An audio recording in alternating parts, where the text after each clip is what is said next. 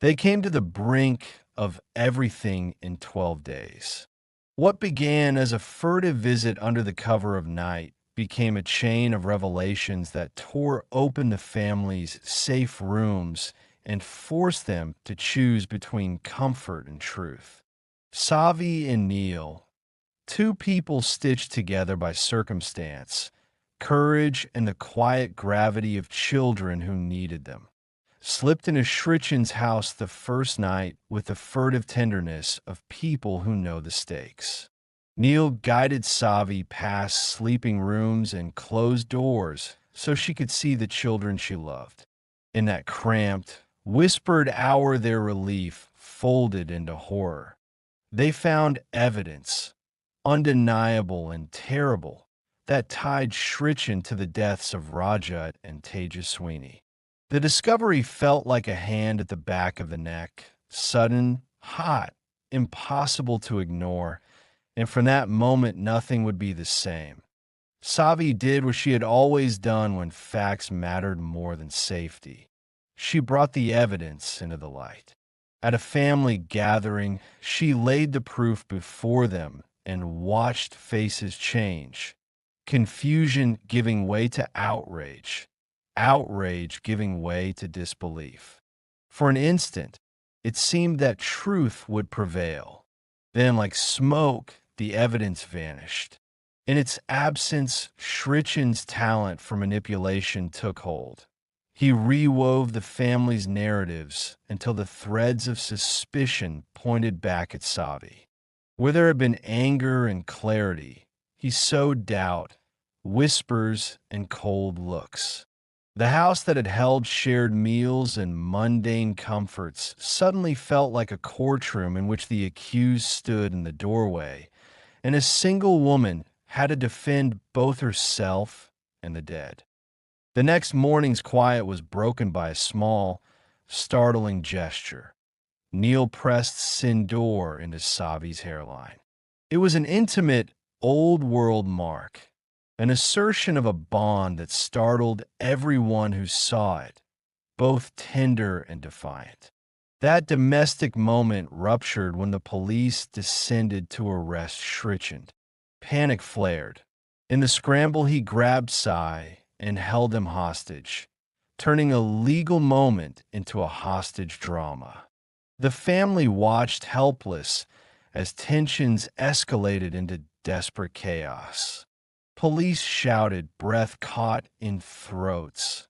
A father grabbed his child, and the fragile order they had tried to build teetered. Arrest did come. Shrichand, who had hidden behind charm and coercion, was finally handcuffed. The household released a breath, and then held it again when Neil was rushed to the hospital with injuries that made his future uncertain. Where relief should have settled, a new terror took root. Neil woke without the landmarks of memory. He moved through the rooms of his life like a man visiting strangers. His eyes, once a harbor, were blank. Family members gathered at his bedside, stunned by a loss that felt as vivid and real as any wound. The arrest of a monster did not repair the rupture. Instead, it laid bare how fragile identity could be and how swiftly the people you love could become strangers to you. Bhagyashrie's reaction was fierce and immediate. Anger and fear, sharp parents' instincts, pushed her to demand that Savi step back, sever ties for the sake of the children. She did not see the quiet calculus behind Savi's decisions, a willingness to sacrifice emotional safety for the children's sense of normalcy.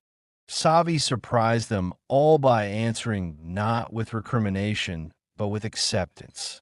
She chose to remain connected to Neil, whether out of duty, hope, or a belief that the children's world needed anchors more than explanations. Her choice was not simple heroism. It was practical love, messy, stubborn, and tender in its refusal to let the children lose more than they already had, The doctor's advice hardened that fragile plan into a temporary strategy. Allow Savi to act as Neil's wife while his mind healed. The medical team suggested maintain routine, avoid shocks, preserve familiarity. Savi agreed, but carried another burden. She had a photograph of Tejas Sweeney from Neil, convinced that revealing the face of loss would undo whatever fragile progress he might make. Each time she tucked the image away, she felt the elastic of guilt snap a little tighter around her chest. Protecting someone by withholding truth is a moral tightrope. Savi walked it because the children's immediate peace mattered more than any single truth. While Savi held the household together, Bhagyashri and Riddhi moved through a different legal avenue. They consulted a lawyer about custody for Sai and Kian. The fight for legal control of the children introduced a new set of stakes: papers and petitions, strategy, and courtroom logic, bringing into stark relief that caring for children would now be decided as much by law as by love. That same week, Savi received another kind of vindication. Her suspension from the police force was lifted. The news felt like a small miracle, an institutional recognition that she had not been what the whispers had suggested, but it could not erase the nights of fear or the long days of waiting. Everyday life returned in shards. Neil and Sai sat on sofas with pizza boxes between them, laughing at a movie one moment and frightened by an allergic reaction to an olive the next.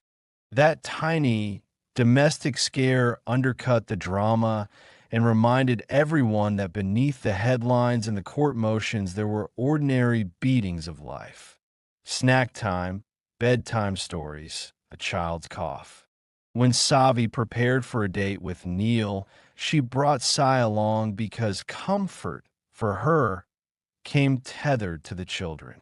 Neil surprised Savi with a heartfelt birthday gift and genuine warmth.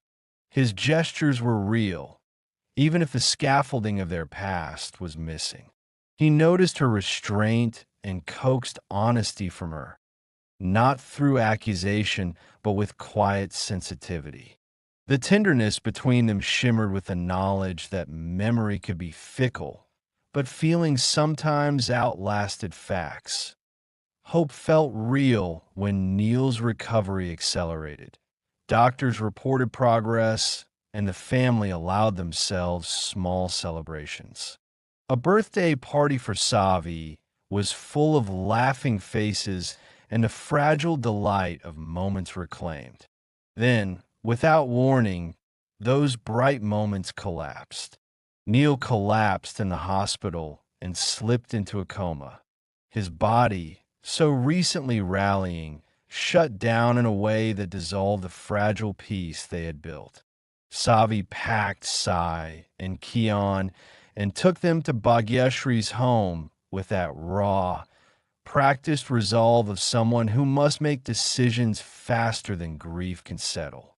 The family gathered, exhausted by the pendulum of hope and despair, by the way life could oscillate between celebration and mourning in mere hours.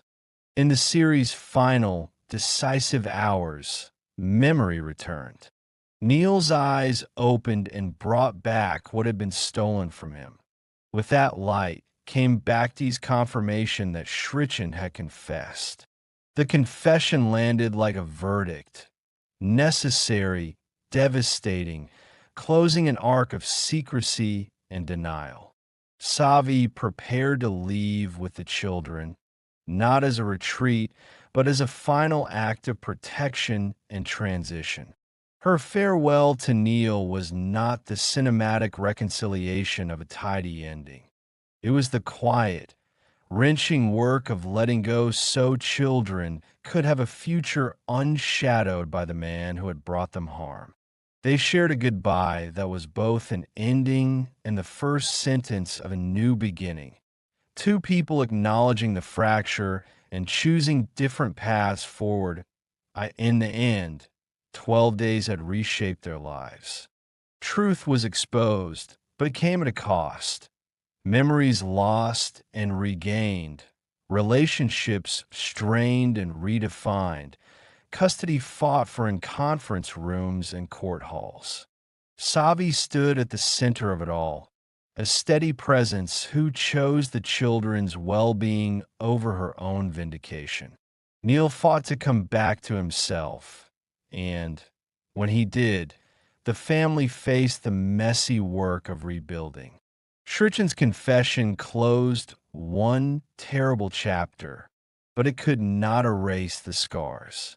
What remained was the slow, difficult work of assembling a life from broken pieces, choosing safety and love when the past had been cruel, teaching children how to live with the knowledge of what had been lost, and learning that sometimes protecting the future means walking away from the past.